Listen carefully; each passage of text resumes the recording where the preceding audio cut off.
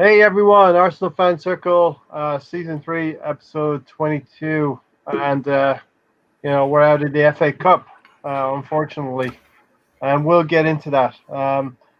We have introductions. Sam and Tony down bottom. How you doing, You'll guys? know them. They're regulars. And we have Daniel, the blind gooner. So, Daniel, thanks for joining us. Yeah, no worries. Listen, it's a pleasure to be here, and thanks for having me on. Yeah, we wish it was. We'll get into it, but we wish it was under better circumstances, i.e., a win yesterday for the Arsenal. Yeah, definitely. But it can't be helped. No.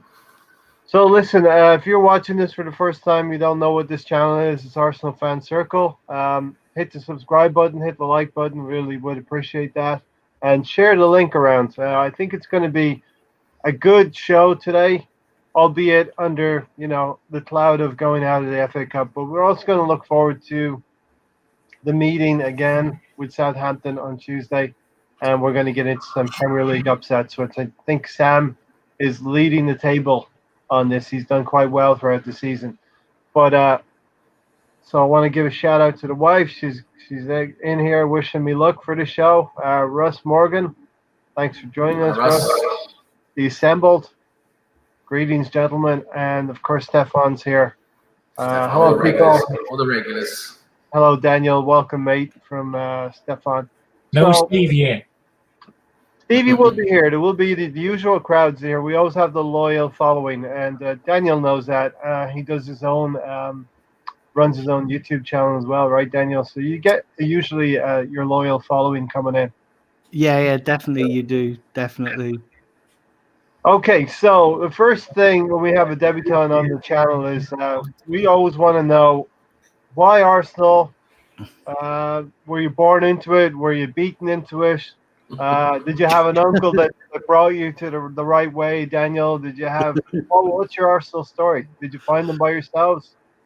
Do you know what? It's actually the latter. So I actually, my uncle's a big Arsenal supporter, and I used to at family, when I was very young, at family parties, he'd always talk about Arsenal. And when I was of an age that I could sort of understand football, and I just really used to sit down and watch the games with him, so yeah, that's really my journey into being an Arsenal supporter. Really, is through my uncle. Yeah, big up the uncles all over the world. Trying to. Yeah, I'm an uncle right now. I've got 4 nephews and 1 niece. Ooh. And it's very, very difficult in Sam. It's very difficult in this age. Big job. It is a big job because you can't really sell the Arsenal in the last 10 years, right? It's not a very good sales product at the moment, is it? No. I mean, I do my best, and big up to Daniel's uncle who did the right thing by him. Yeah, great. Did a good job. I'm an uncle myself I've got 17 nieces and nephews. So bloody hell. All right, tell me you're from a big family that's spread around. I am from a big family, so I'm from a big family. I'm from a family of 7, and I've got a massive family, and obviously they decided to have big families. All right. That keeps you busy, Daniel, throughout the year. Yeah, it does. Birthdays, you got an Arsenal squad. You got an Arsenal squad in your nieces and nephews, isn't it? Mate, I've got more than an Arsenal squad in here. Do you know what I mean? Jesus Christ. My family is just so big. It's massive. That's good. Mahir has just joined us. Shout out to Mahir from South Africa. Gunda News. Big up Mahir. Yo, what's good? Daniel, it's an honor to have you on with us, brother. Yeah, thank you. Listen, it's a pleasure to be here. Yeah, Daniel actually hit me up and asked to come on, and that's absolutely no problem at all. So we're going to try and bring new faces in from time to time. Tony, how are you doing up there? I'm doing all right. All right. Better if we won yesterday, but yeah, definitely. So Arsenal lose to Southampton yesterday. There was no chance to defend our FA Cup for the 15th time or win it. So we're going to stay at the record of 14. But we saw what we already knew, Daniel, yesterday. We know what our players are, and when you bring these fringe players in, unfortunately, what you get is a poor level of performance. And I think I said to Gary earlier in the chat, if you mix up the team too much, it's a little bit like putting too much milk into your tea. It doesn't taste so good, and it tastes cold. It's not what you want. You want the right mix. You want to rotate a couple of what we say fringe players into the main team. So Daniel, what are your thoughts from yesterday? Do you know what? Yesterday it was kind of I kind of expected it a little bit, especially when I saw the starting lineup, because we had the usual suspects, the underperforming suspects of Willian and Pepe, and then obviously when I saw Nketiah was leading their line. I didn't hold out too much hopes. I wasn't too unhappy with the back line, and I wasn't too unhappy with maybe Granit Xhaka and El Neni. But I was just, the front line worried me. You know, apart from Martinelli, I was quite pleased to see Martinelli in there. But Willian and Pepe and Nketiah, in my opinion, is simply not good enough. You know, how many more chances are these guys going to get before Arteta realizes that they're actually part of the problem? You know, and what it said to me yesterday was that maybe he was sacrificing the FA Cup to try and get higher up the league table and to concentrate on getting far up the league table and concentrate on the Europa League, because he left out Smith Rowe. Obviously, Saka was on the bench. Lacazette was on the bench. Partey was on the bench. So yeah, it was just a disappointing afternoon, and not completely unexpected in my view. Yeah, well, I'm going to go directly to Sam now because we were talking yesterday when the lineup came out, and Sam was quite forceful in his feelings about knowing what we were going to get from this lineup, right? I mean, they didn't disappoint, Sam. I said straight away, I said, that's it, we're going out of the cup, and it proved to be right. I said some other very, very obscene things as well, which I won't repeat on air. But listen, I mean, that lineup was terrible, and everyone could see it. And what bothers me is you've got a manager we pay £6 million a year, who must see the same. I mean, obviously he must realise now when he puts those players together, we're not exactly going to be doing very well. So, it is actually setting us up to fail, and that's what gets me. It's that, setting us up to fail in a competition that it means a lot to us. It means a lot to the fans. And if we were fighting for a Champions League spot, or it was late in the season, we're going for a big Champions League game or whatever, I would understand might have to prioritise. But first of all, we're halfway through the season. We're January. Some of our key players now have only played a few games. Why we're resting them is just, I don't get it. I really don't get it. We don't need to rest them. It's just a bad, I don't know, it's just bad precedence that we've got into. And it's a kick in the teeth to the fans. I mean, the fans want a trophy. It's probably, if we look objectively at it, I think it's probably our best chance. It was. It's not anymore, but it was our best chance of getting a trophy, because we're actually pretty good in the FA Cup. Normally in knockout stages, we're good. So, I thought it was a big kick in the teeth. I thought the lineup was terrible, not only with how many players he changed, but which players he selected. And I'm very, very disappointed, because I don't see what the reason is why we're prioritising the league when, realistically, we're not going to get anywhere near the top four. We're not going to get relegated. So what are we prioritising in the league, apart from probably money? Because the higher you get up the league, the more television money you get, right? Is that what they're thinking? I mean, is that more important than winning the FA Cup? So I don't get it. I don't get why we're prioritising the league. Yeah, I actually ran some numbers, Sam. You get 1.8 million for winning the FA Cup. I mean, just basic 1.8 Yeah. million for winning the FA Not Cup. much, I know there's not You much get money in into- it. It's more tradition. Yeah. Yeah, you get into the Europa League, you can win. When we got to the final the other year, we got 34 million for that. It's anywhere between 21. We got 21.7 last season after going out against Olympiacos Yeah. in the Europa League. So, and obviously the Champions League is roughly 3 times more lucrative than the Europa League. So, But we're there's a not point. we're not getting anywhere near the Champions League, though. That's the thing. We're not getting anywhere near those top 4. And so if we finish 6th, 7th, 8th, 9th, okay, we get into the Europa League, that would be good. But I mean, we're in January. We've got 18 more games to play. How we're sacrificing the FA Cup when we've got 18 games to go, I'm sorry, it's just not good enough. Yeah, I definitely agree with you. But that's what was done. The FA Cup was the 3rd priority on on the run of our team. What's done is done. What's done is done. Yeah. But yeah, it could have been rotation in the last round. Emile Smith-Rowe was on the bench. Wasn't in this game, and I have an issue probably with the formation as well, because as long as you play that formation, Willian is going to get 90 minutes. He's going to get full games because Arteta believes in his, his. I see shaking heads. Tony, I'm going to go up to you. Your initial thoughts on yesterday's game as well, Tony. I didn't like the front 4 lineup. Definitely didn't like William and Long John Silver in there. I just wanted to know what Sam thought of as soon as he seen Williams and Long John Silver's name on there, his thoughts. You saw the obscenities that came out yesterday. So I didn't scroll up there. I missed them. Okay. So, Gunnar Glenn said, what did we expect with Willian and Pepe playing? Also, Nketiah, I'm going to throw him in there as well.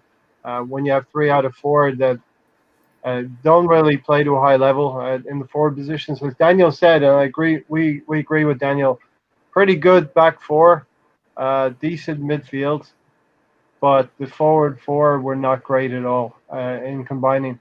One really bad aspect of the back 4 and midfield was the whole back line of Bellerin, Holding, Gabriel, Cedric, and Xhaka. All those 5 players had the highest passing stats. So they had the most passes between them. And when you have your back 5 playing the ball between themselves too much, you're not gonna achieve too much on the day. couldn't be Zaka's back passes, could it? Was that? So it couldn't be because of Zaka's back passes, could it? It might have been. Continually turning the ball backwards. Mahir, December said, I'm reserving judgment until the end of the season. The lineup can work, but the team structure is wrong for those players, apart from them not being good enough. Mahir, what did you think of yesterday's game? Immediately seeing the starting lineup, as we discussed, guys. We saying 3 out of 4 players. I'm personally thinking Alneni's not good enough. Xhaka's not good enough. Rob Holding is not good enough. Nketiah, Willian, that's at least 5 or 6 players that I've just named from the top of the head that are just not good enough for the club. Unfortunately, it hasn't worked out with Pepe either. So I don't know what's gonna happen there, whether or not we're gonna have to sell Pepe or get him out some way, maybe 25 million, 30 million if we're lucky, but it's just not there, man. Like, you can hold your hand up and admit you were wrong with some of these signings, especially Edu and that crew. They need to hold their hand up to say, we made a mistake and we're going to rectify it from now on. But I mean, Arteta's hands is literally tied. A lot of us actually didn't want Arteta because he's inexperienced. He's never coached before. He's never coached a team before. Like, we wanted Ancelotti. Yeah. There was a whole lot of other names, even Ancelotti.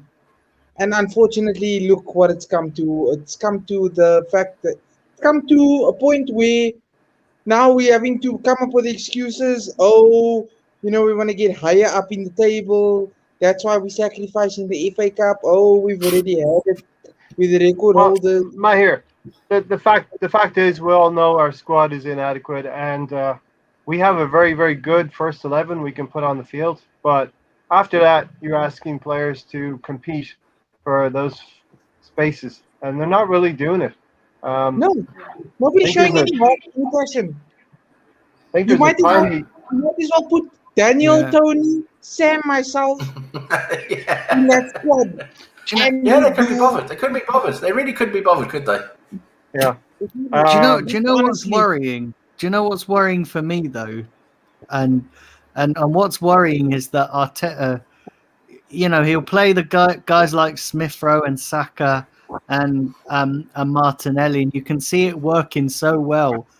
Smith Rowe is outstanding in the last couple of Premier League games that he's played, and then he reverts to type with Willian and Pepe, who have not done it all season. They've had, let's be honest, the majority of the first half of the season to show what they can do. They're still not doing it. If anything, they hamper the team.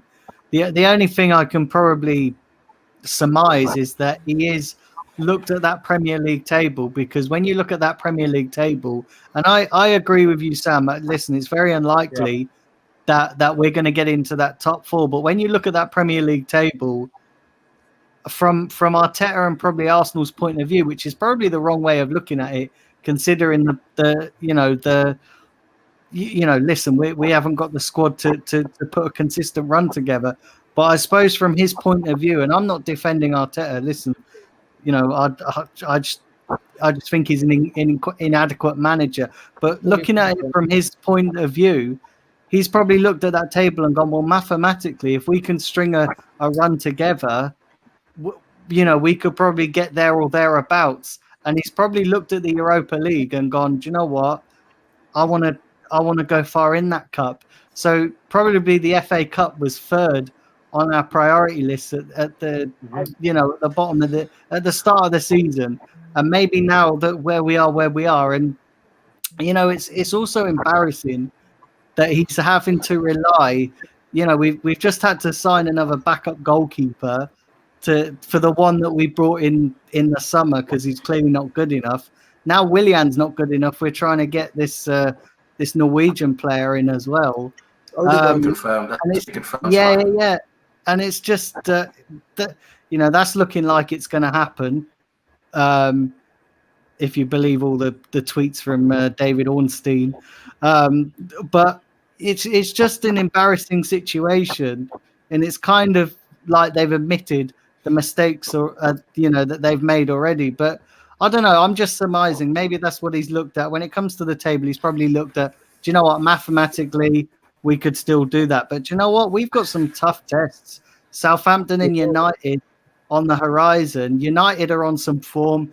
They're top of the table. They ain't going to. They were top of the table. They're there or thereabouts. Southampton. Well, listen. We know they've given us a game on yesterday, so they're going to be no easy task.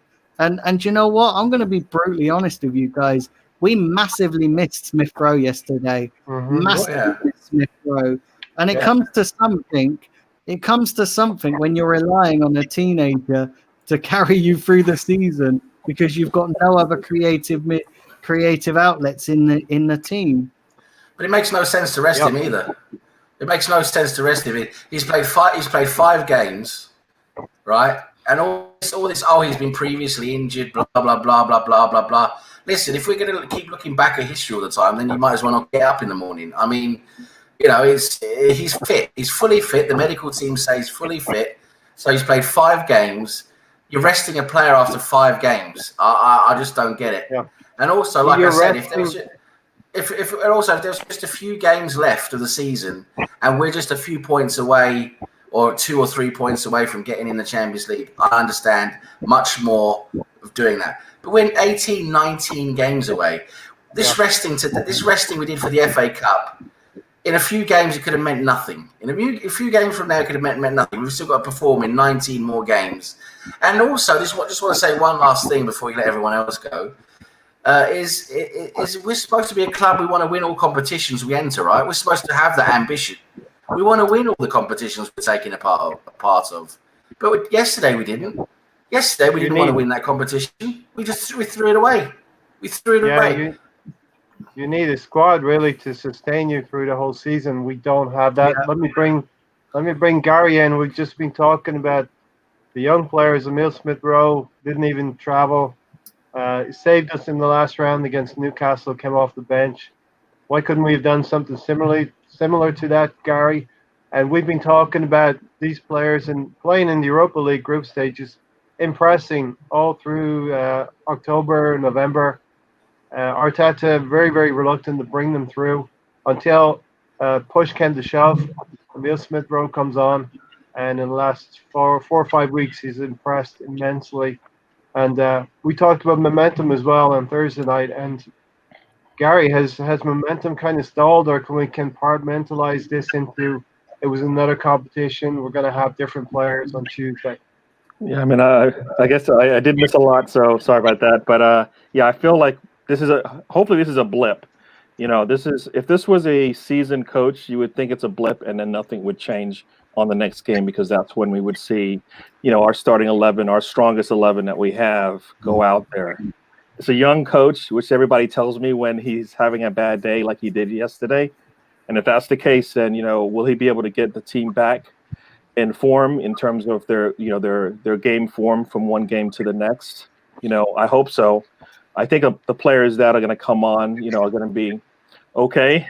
But they have. I think some of it's going to have to be on them because he is a young coach, and if we're going to state that when we talk about games like yesterday, then it's going to come from the players. And so far, those players have wanted it more, than some of their partners on the field, right? And that's what we saw yesterday. We didn't see the same desire that we've seen from the younger players. And that's kind of been our problem. We just don't have those players that can go out there and regardless of what's going on, be it the coaches' issues, injuries, red cards, whatever it is, they can play out, they can overcome those adversities, right? Regardless, the referee's not making all the calls, but it doesn't matter, right? They can still go out there and do it. So, yeah. So I think definitely, it can change. This was Arteta 5 years from now. We would take this as just, it just wasn't our day. And we made a mistake on the lineup. Referee didn't give us the calls. Ball didn't go our way. All those things. But it's it's new in this Arteta era.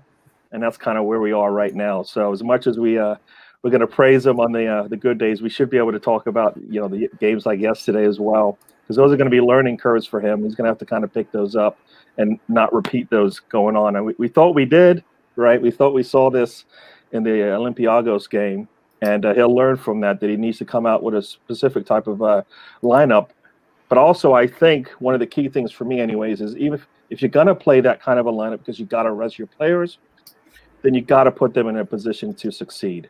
I don't feel like they were in that kind of position. And I think you may have brought that up already, that lineup and that structure and that formation, they just don't work. So if you're going to do that, you need to limit your risk, right? And, I think I was saying it in one of the group chats that if we were more defensive minded in the game, like we were at the beginning of Arteta's, career with Arsenal, where he kind of went with a more defensive structure and limited kind of those things, that maybe we would have seen a different game yesterday, especially with our backups and their starters. If they did that to us, I would expect us to be able to finish off the game, because I feel like when we're playing probably against a more inferior team, we're going to come out and do better. So that's kind of how I feel about it. I mean, I think as you just said, I don't think this was high priority. Welcome, Blackuna, to the show. I've seen you, but I haven't been able to talk with you. So I'm happy to have you on the show. Yeah, no worries. Thanks, sir. Yeah. Yeah, so, definitely. It's cool to have Daniel on with us, Gary, right? Daniel. Yeah, so I feel like he put this third on his list of priorities. It's the easier one of the three to kind of accomplish the goals that he might have in mind. But if he's thinking that he can get a team into, top 4 Champions League type position where they can actually compete, then he needs to probably, fast track what we're doing, because we're far away from being that kind of a team that in year 3 of Arteta, we are competing for the top of the league. Yeah, and definitely I know people will say we're only 7 points away from top 4, but The other players are going to improve as well. The other teams are going to improve as well. So it's slightly a little bit more than 7 points away. Daniel, I'm going to go to you in the next question. Do you think Arteta underestimated the kind of lineup that Hassan Hootel was going to put out? They went very strong against us. Um, I'm not so sure that he underestimated the lineup. Listen, Southampton are a decent team, and they were always going to go full strength. Because they don't have the luxury of European football, and they're at a slightly different level. I wouldn't necessarily say he underestimated them. I just think he picked the wrong players. If I'm being honest, I honestly just think. Did he underestimate the kind of lineup that Hassan Hootel would put out? No. Not really. I wouldn't say that. I wouldn't say that. Listen, you know what you're going to get from Southampton. I wouldn't say that he underestimated it. Not really. I think it was probably just. I think it's more. That he put his faith in the wrong players, and rather than underestimating the opposition. Yeah. And like I was saying to Gary and the guys in the group chat, you mix up the team too much. It's like putting too much milk in your tea. It's cold. It's too milky. It's not a good cup of tea. And we all know what a good cuppa tastes like. And Gary said it turns out like chai even, right, Gary? Yes. Yeah. No, I mean, the one thing that we're learning is kind of where Arteta is in terms of his career as a manager, and it's pretty vanilla. It's pretty immature. He hasn't matured yet into a seasoned manager coach. He's learning. So these are things that he's going to find out. And this has kind of probably been one of the main problems, right? Is that it's him figuring this thing out when in reality he should have a lot better support around him, be it on the bench, be it above him. And then I believe he has the players. Some of the players want to go out there and actually do whatever he says, and they can actually implement it. And that also helps as well. Do you know the other thing? What I'm seeing from Arteta is that he's very Wenger-esque when it comes to protecting the youngsters. And some you could look at that and maybe that he's too overprotective of the youngsters, and it's kind of a different era now to what it was when Arsene Wenger was doing it, because the youngsters are a lot more. The ability in some of these youngsters is there now. You just look at what's happening with Balogun, and then you look at what Smith Rowe's done in the last 5 games that he's played, and I just think Arteta is maybe too overprotective a little bit of these youngsters, when maybe now they're a lot more thick-skinned than they used to be. Back when Wenger was doing it, and I just think he needs to take more chances. And it's proven that you put the youngsters in, you get better results over some of these players like Willian and Pepe.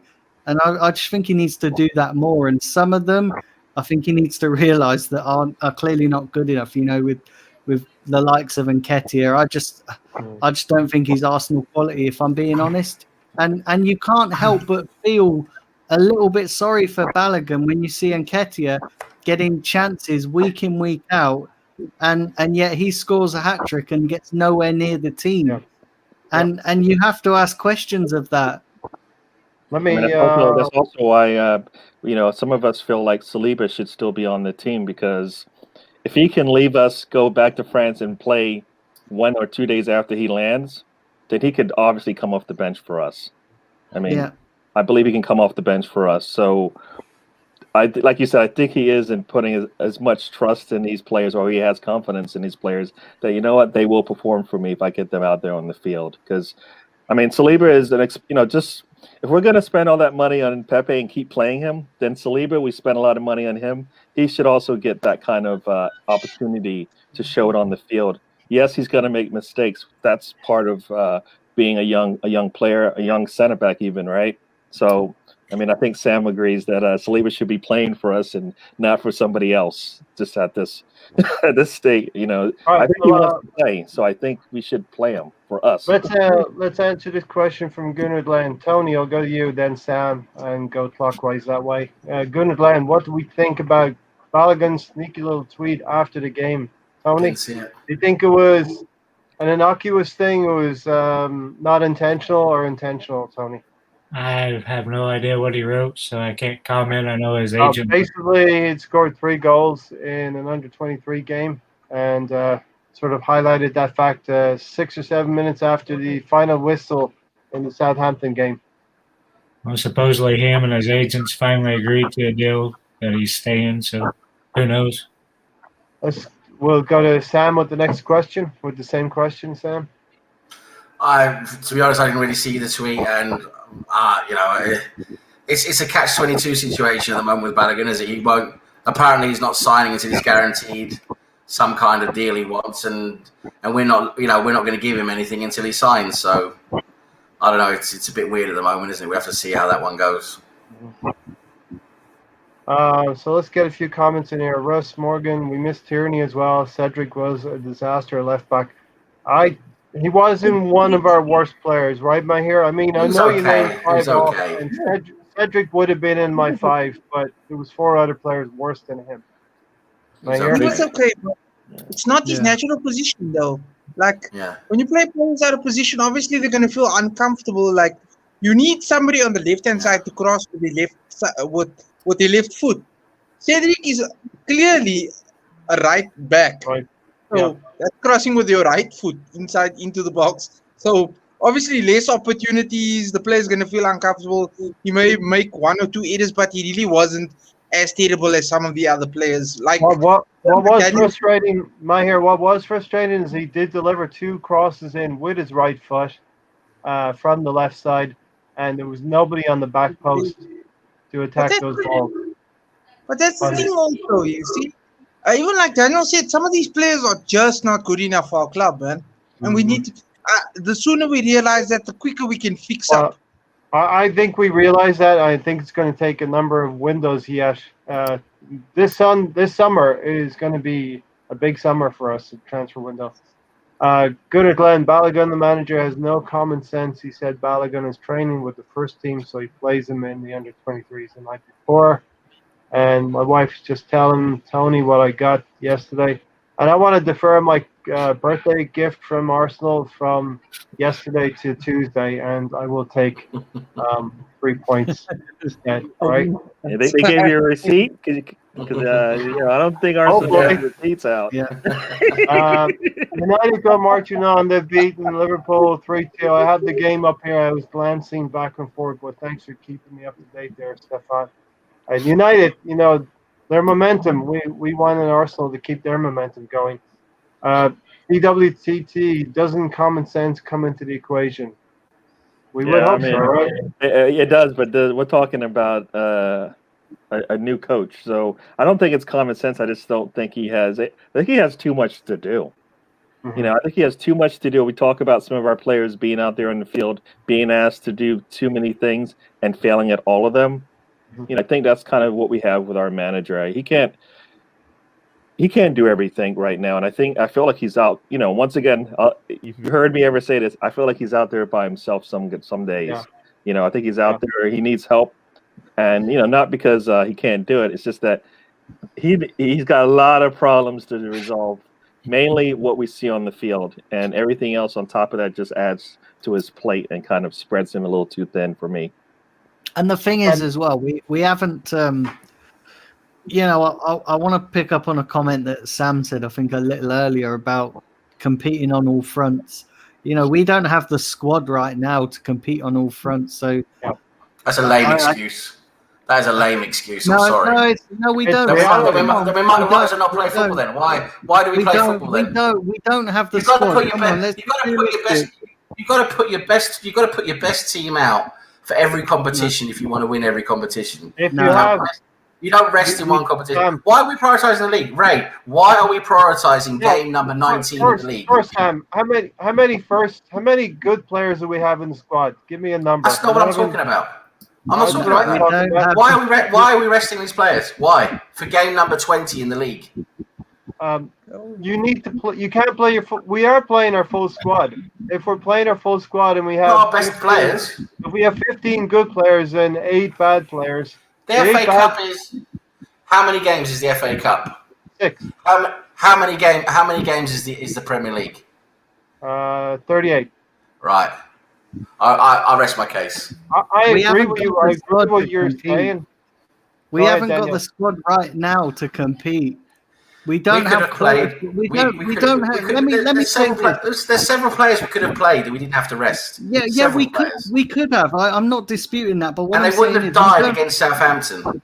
We don't have quality across the pitch in every backup position. Of course we don't. So that's why you play your best.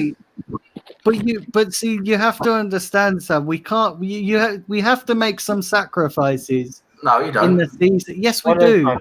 Because we don't have the full squad. I'm just saying, like we could. Smith Rowe could have played. Yeah, he could have. He could have. Or we could have used our third sub. There's 3 players I would have brought into the team. Joe Willock, Ainsley Maitland-Niles, and Emile Smith Rowe would have been on the bench. Exactly. I agree with you, Sam. We're in agreement. I wouldn't have brought Joe Willock in. Well, you know. He's better than Pepe and Willian.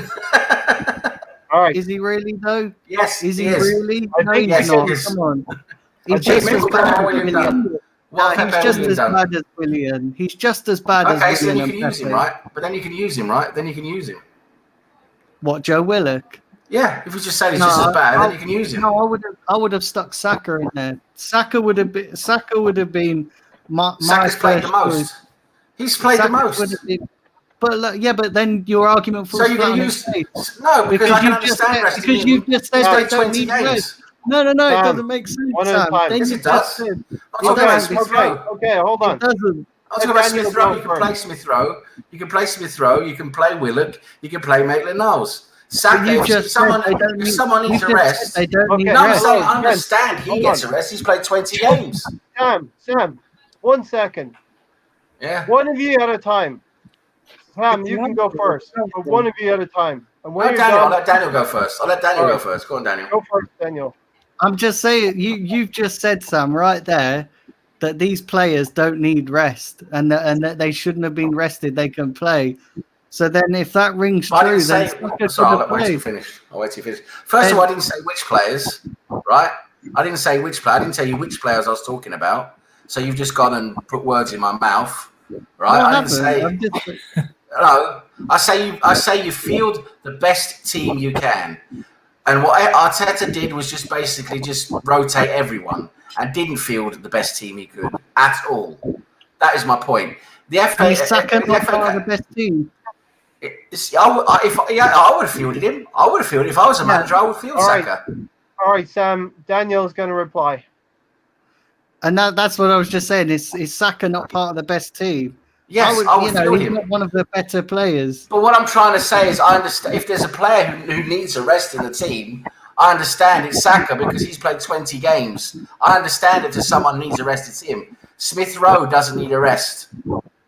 Smith Rowe does not need a rest. I could also play, and I could have played Willock. I could have played Maitland-Niles instead of those players who don't give a shit about Arsenal. You know, the youngsters, at least they give a shit. At least they give 110%. What we're seeing here is fans that love Arsenal. Yeah, love. We respectfully disagree. That's what I'm saying. You know, Lovely. We don't love our squad right now. There's players we don't like, but Arteta's stuck with these players, and in Arteta, he's the one who's picking the team, and we're talking about it. And but I want to get to this one from Mint here, and it's actually okay if you unlike, because unliking a video stream is that interaction, and it actually pushes the channel forward, even when you unlike it. So honestly, guy, don't worry about dislikes. They happen all the time. No, I'm not worried at all. But people think that it's a negative thing in YouTube, and it's actually one of the analytics that YouTube look for, which is interaction, Daniel. And we're having a lot of interaction right now. between Sam and Daniel, and at the end of it, we're all good. But this is what it is. Arteta could have brought Emil Smith-Rowe, Gary. He could have put Ainsley Maitland-Niles in. He could have put Willock, whether we disagree with that or not. There's players that we know what level of performance we're getting from them that played. Yeah, I mean, I agree that we've seen enough, right? At some point, you can say you've seen enough. We've seen enough of Willian. We've seen Pepe. We used to get glimpses of Pepe throughout a game. Now we get nothing. He played 90 minutes. I know there was a stat that said he created 5 chances, the most of anybody yesterday, but I feel like it wasn't enough for me, and I think he's got more in him. That's the thing. It's more a case I just feel like he's kind of he's not giving us everything he's got, right? I mean, I think there's a lot more there for him. William, I think he's just an older player, and I think we're overutilizing him. He shouldn't be on the field as much as he is. He was my thought is he was going to help Pepe out, not take his job. So that's been some. Now, come off the bench, essentially, again. Come off the bench and help us in a like a number 10 role or wherever else. Basically, like you said, helping Pepe. But one thing I wanted to say about Pepe, sorry, Gary. One thing I wanted to say about Pepe is, I've realized actually what the problem with him might be, and you guys might agree with me. He has one leg, like me. You say big leg, Tony. Big leg, Pepe.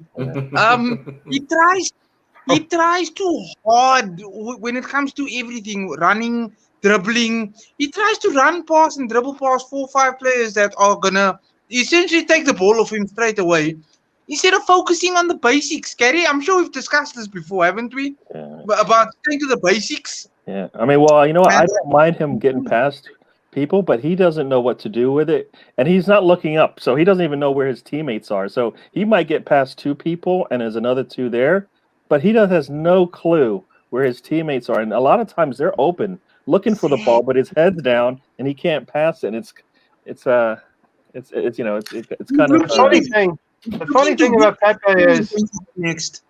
I mean, funny thing about Pepe is in that game yesterday, he created 5 chances in that game. I'd like to see how that's calculated. I really would like to see how that's calculated. I know there was one where he slipped down the left-hand side into Nketiah, and Nketiah is not a finisher. He is. Yeah, I think it might have been the one towards the end of the game, or it might have been one earlier in the game where Eddie's shot got the goalie got a hand on it. But in both cases, I mean, if that's Bamiyang or Lacazette in that same position, we expect him to score, especially that last shot at the end of the game. I mean, that last shot at the end of the game, those are the ones that I mean, I guess you expect him to go probably the far corner because the goalie is sitting on the post right there. But those are, but I mean, we want the same from Eddie as well. But he didn't. He had opportunities yesterday, and he didn't finish them. But like I said, I think if we're talking about the Pepes and the Willian, I think we've seen enough, and it would be nice to see some of those younger players come in. I mean, I just looked at the stats, when Sam was talking, and the person with the least amount of minutes played total right now is Emil Smith-Rowe with 600 minutes. Saka has 3 times as much. So if you're going to say rest some of your players, you can definitely. That's why Saka, he's number 2 on the list outside of the goalkeeper, right? So it's not like So yeah, he can play. I could understand him resting. I don't understand him not being on the bench. Especially right now until we have the support, and that's where the Erdegaard is how you say his name. I think I said it right. Erdegaard. If he comes in, he's able to. If he's able to come in and kind of support, I'm reaching when I say that'd be nice to have, just because he is young and it is a totally different league. But it'd be nice to have somebody else with that skill set on the team. So, but yeah, I would have. It would have been nice to see some of those players that are on the cusp get an opportunity. Be nice to see that, and that's where the Willocks and the Nelsons would. They need to be getting opportunities like yesterday, or they need to be out on loan or they need sold. to be out Because- alone. You got to develop the players somehow, whether it's going to be on the pitch or with another club on a loan. Let's get through a few comments, and then we're going to actually talk a little bit more about the game and that goal. Stefan says shouldn't be about the money. It's the prestige. Money has ruined football to a certain extent. Clubs who win bugger all are not. Well, you know what? not We playing. don't. The money for the FA Cup isn't what we're looking at, anyways, right? Nobody will say it's about the money. It's always about the cup and what you get with it, which is an opportunity to play in the European League. So that's all. That's what we're looking for, because that's our goal, right? We want to get in the Champions League. We want to be actually able to compete there, and you can't do it unless you're playing. So even if it's a step down, so. Brownie, footballer Brownie, he's gonna pour it on a bit. Sam is catching the bite today, and the tish is leaving around. That's all good. According to it's just discussing. I mean, that's it. It's always all about trolling with him, but it's just discussing stuff. That's what we're doing. Yeah. It's not about individual players. It's about the right players in the right positions, the right team structure, and this the key problem.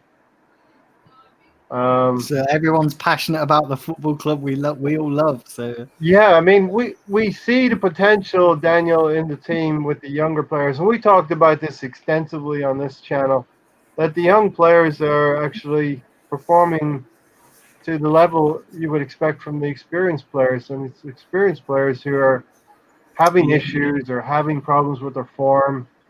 Aubameyang, Xhaka is not good enough. All of that, do you know the thing is as well, right? I just, I look at, and I know Gary was talking about Pepe just then, and I look at Pepe and I just think it's a classic case of he's come from the French league, come to this league, and the Premier League and obviously the domestic competitions are a lot more physical than the French league, and in the Premier League, you're not going to get the time and space that you get. He probably looked world class in the French league because he's getting so much time and space, and he's not getting pressured to do things. He can probably take his time. But in the Premier League, you're going to come up against a different defense every single game. Every single game, there's always different challenges, and I just don't think Pepe can handle that. And I don't think he's worth 72 million. I think we massively overpaid for him, and I just don't think. And I agree with. I think it was you that said it, Gary, as well. That we've seen enough from Pepe now to start seeing improvements, and we're not seeing improvements at all in Pepe. He's not just. He's showing flashes every now and again, but nothing really to the standard that you expect, especially, okay, forget his price tag for a second, but when you've seen him, like when he first came in, you saw flashes of brilliance. We wanted to see that on a consistent basis, and we're not seeing that. And, and then you sort of bring in a guy of Willian's age, he's not doing it either. And, he's just, if nothing else, he's probably worse than Pepe. The only thing I would say about the Willian situation is that it's slightly worse with Willian because he's done it in the Premier League, so he doesn't need that adjustment time. He just simply is too old, not good enough, not really putting in a shift. And he's kind of picked up the mantle from Ozil when he's just, you see him on the pitch, not really concentrating, not really putting in the effort. And I just think Pepe and Willian are two players that I know it's going to look bad on the club because we've just signed them. But if we can get those out the door and focus on the youngsters, maybe let Reece play there to cover for Saka. Right. If Saka needs a rest, maybe bring Reece in. Give him time. He's been out on loan a couple of times now, so he's actually had the loan spells and it's worked out. We should start seeing him now perform in the first team, and that's why I get on Nketiah's back, because he's been out on loan. He's been in and around the first team for long enough now that we should start seeing improvements, and we're not. So that's just Yes. Yeah. that's just Well, it, really. It's just, Tony, these poor sods, as Stefan says, these poor sods working on COVID wards, running about, then having to start again a few hours later. And our players, we moan about our players and trying to rotate them. The manager's trying to get the best out of them. Yeah, they're just lazy and won't perform like they should. Not much Gunnar else Glenn to say said, about 'em. I think we should cut our losses with Pepe, just move him on. I think we can all agree it just has not worked. I used to think, Daniel, that moving from another country was the issue, but I think you have to move in the right environment. You have to come to the right club with the right people that are going to help you. We've seen with Gabriel this season, he's adapted almost immediately, and Pepe's here 2 seasons. And I do think he needs a run of games. We're not going to get quality out of him every week, and we can't probably afford to do that. That's the difference, I think. And we have Kenberg Baskan is here. We've got Ozil, Mesut Ozil, and the Fenerbahce colours. So nice. Good luck. Good luck to you, sir. Sam, Good luck nice with that one. Mesut Ozil. Good luck getting him to work. Good luck with that What, one. Tony? Good So luck. good luck on getting him to work. Yeah, good luck with that one. Well, he was training today, so I saw that. Ooh. I bet All right, that so was intense. Sam, let's get into the game real quickly because we did talk a lot about the squad and things. On 4 minutes, James Ward-Prowse, he kind of phases a corner kick, and he's really good with a dead ball. So I'm thinking he actually tried to go for goal here, like Gianfranco Zola used to do this a lot. Fern Leno almost caught out on the corner post there. Hit the bar, didn't it? Yeah. Yeah, I mean, Ward-Prowse is an excellent set-piece taker, isn't he? He's very good, very precise with his foot. So he's a danger on set pieces. So, yeah, there's always going to be trouble with him on the ball. Southampton are a good team, aren't they? And they played well yesterday. I think they deserve to win. They definitely deserve to win. We played terribly. And, Ward-Prowse is one of their weapons. And I was disappointed in Ings. I didn't think Ings did very much yesterday, but Ward-Prowse had a decent game. I think we kept him quiet. Southampton have played 18 games. We played 19. They're 2 points ahead of us. So we're kind of finding our level here. And we're talking about momentum. We did what we needed to do against lower opposition, Chelsea included. Yeah, I don't know. I don't know. Them 13 points out of you 15 said our yards. level, but we were playing with our B team. So hopefully Tuesday we both have our starters in. Then we'll find out where we sit. I mean, I like to, I'm going to be optimistic, but I feel like we have a better game than we did last one. Their legs are going to be a little tired, and we should be able to come out and hopefully smack them in the mouth. I really don't want to go to halftime down or with a 0-0 game. I feel like we should be better than that. And if the players are what we think they are, and they saw that last game and they're upset, right? Especially the ones that didn't get a chance to play, that they will come out and we'll get a better first half out of the team, which is one of the things we're lacking, right? We feel like everybody keeps saying we're a one half team, and it's always the second half after Arteta gets to talk. So yeah, and definitely we're going to be previewing the Tuesday game in about 15 minutes from now. A little preview there from Gary. We will have a stronger team, and they put out their strong team on Saturday. The Assembled put this up twice, so I'm going to answer this one. Ray, truthfully, can you name a team that Arsenal would have beaten with a passion, with the passion, structure, and tactics shown yesterday, please? I'm going to struggle to answer that question. I don't think we would have beaten any team in the Premier League, probably. I was going to say Dundalk. Maybe we could beat Dundalk with that lineup. Yeah. Dundalk, Newcastle.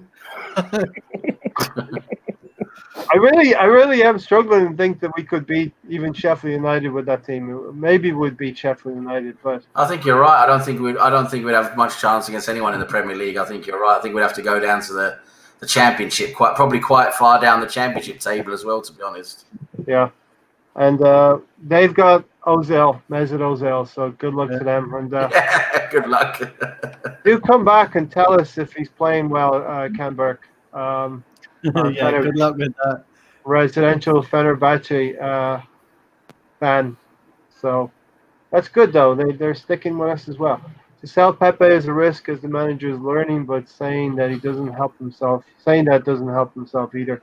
So Daniel, yeah, Southampton stronger side on paper, and they're proving it in the first half. And we concede a kind of a messy goal with Walker Peters on the right side, um, kind of beating Cedric and putting the ball in. Gabriel's got to deal with it, and unfortunately, it's an own goal. Yeah, you kind of don't want to be too hard on Gabriel because he's still learning. But yeah, it wasn't great, was it? It wasn't No. wasn't what we expected, and it's just. I think if I'm correct, isn't that like the second own goal he scored since he's joined the club? I think didn't he I had score? heard somebody say it was the second one, but I'm Yeah, struggling didn't he to score an remember own? the first one. Didn't he score an own goal back in the season? I may be wrong, and it may be Aubameyang hit a header that went in, Rob right? Holt. Yeah, I know one of our defenders scored an own goal, and I'm pretty sure it might have been Gabriel before, because I remember having this similar conversation and saying that we shouldn't be too hard on him. It's his first. I might be wrong though. I thought maybe Holding might have been Holding. Was it Yeah. Holding? I had It heard might have that been he misjudged the header, but I'm not sure if that was in the Premier League. I think that was Holding, wasn't it? I'm thinking that's Holding. Yeah. Yeah. I think this is his first own goal, but there's always going to be one goal in this game probably, and we struggled in the second half. Partey came on after 57 minutes. I really wanted to change at halftime, Sam. We had nothing. We had nothing in the first half, albeit 12 minutes into the second half, Partey and Saka both come on. Again, it shows that why are we letting the same players who are absolutely piss poor in the first half? Why do we think they're all of a sudden going to do anything different in the second half in the first 10 minutes before changing? No. You might as well just change them half time. Change them half time. You know when you're doing a PowerPoint presentation, Sam, and you put placeholders in there because you haven't decided what you're going to put into later for real, and you finish the project. We have placeholders in our squad. They're just literally taking the place. Exactly, yeah. It's a good analogy. It's a good analogy. Yeah. The thing is, though, placeholders have a purpose. Some of these players don't. I've been saying all along that no matter what, we should have one spot at the bottom of the list just in case. So that means somebody who's expecting to play doesn't because they're not on the list, and so be it. I think it also send a message to the rest of the team that it doesn't matter if we have 25 spots, 25 players, you may not get to play. So we're not even going to bother, giving you that hope. You got to earn it. And there's multiple ways to do that. So, yeah. So, Mahir, Gabriel seems to have a history now with Southampton. We go back to the Emirates game. He gets sent off with Theo Walcott. And now he's got an own goal against Southampton. So, hopefully, he gets a chance to put this right on Tuesday. Yeah, like I firmly believe Gabriel has been one of our best players this season. And I'm very happy with that coming from him being relatively unknown. Same case with like Martinelli. But like unfortunately, when it doesn't click, it doesn't click. You have a bad day at the office. And yesterday was just one of those nights, a really bad night for every single body. I think player ratings wise, even most players were getting a 4. Even some of our better players getting the highest of an average 6 at most.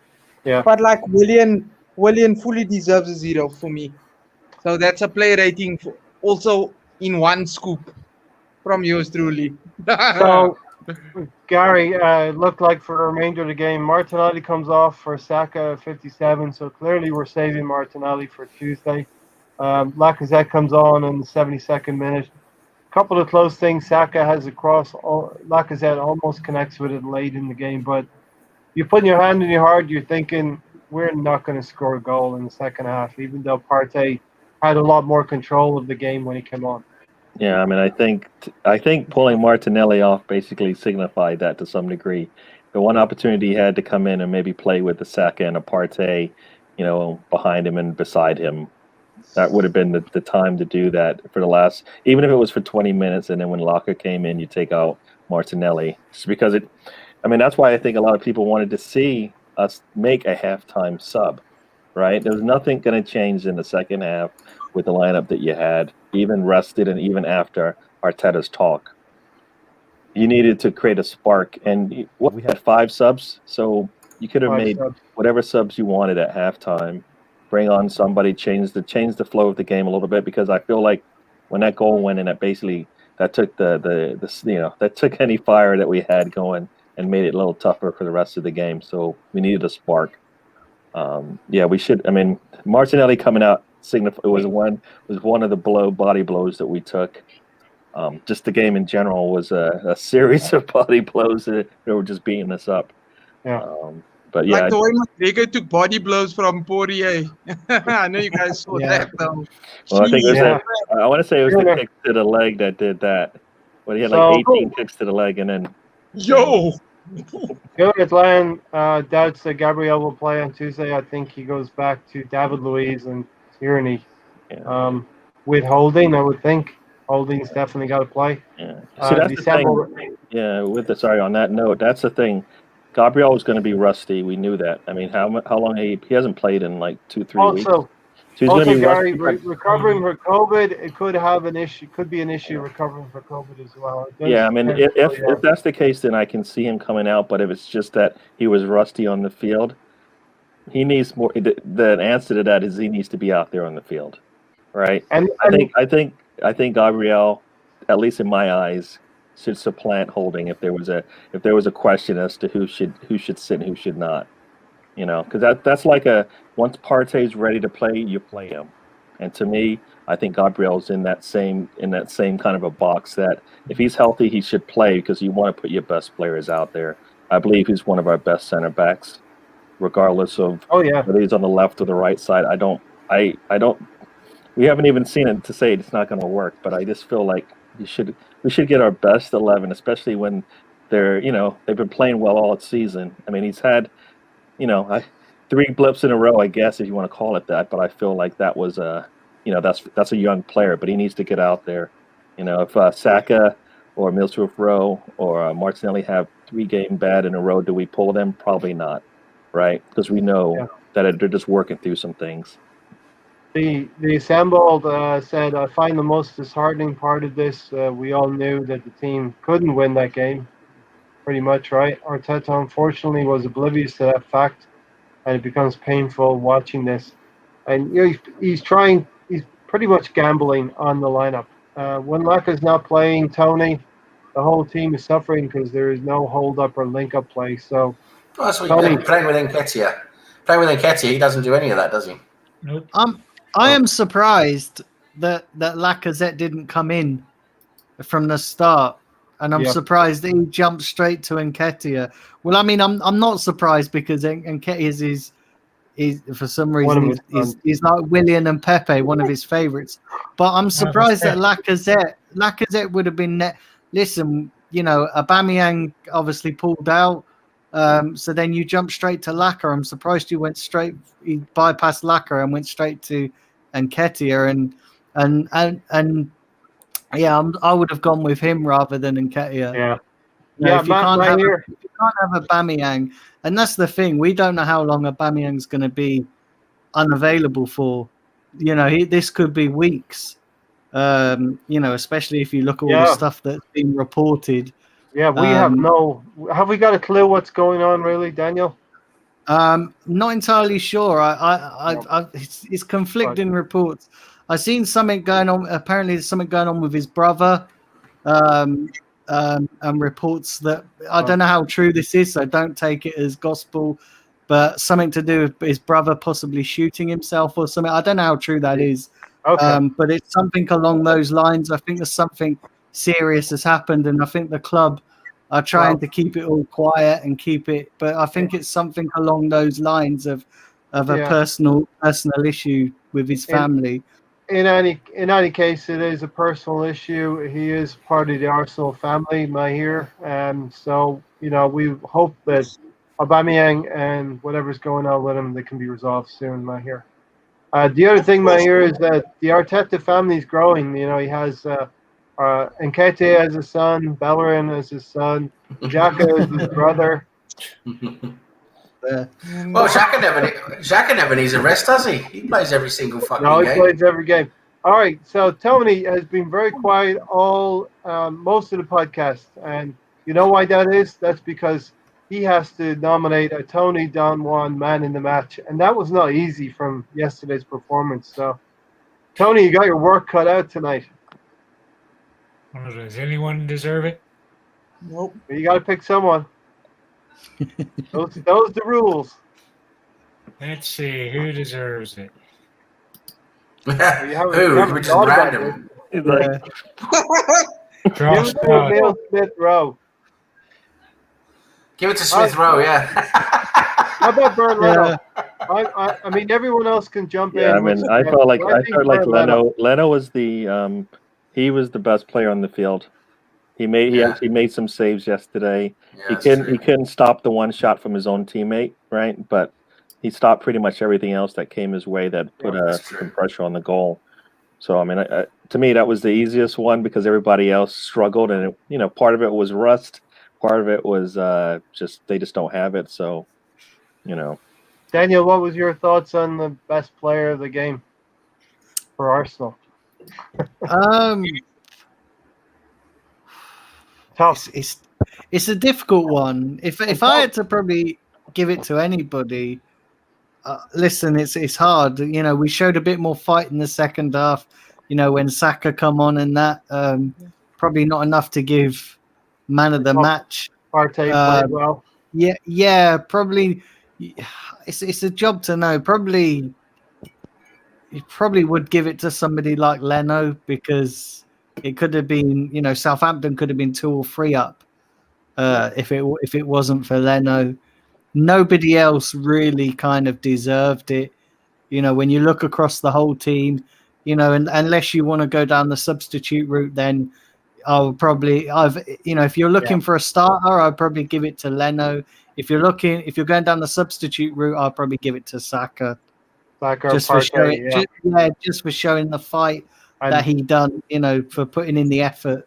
Doesn't that say a lot, Daniel? We're nominating a substitute that came on, maybe. As a possible man of the match, And then when Arteta put up the white flag and sent him to the back line, that basically I didn't even notice that because I was so distraught with the game.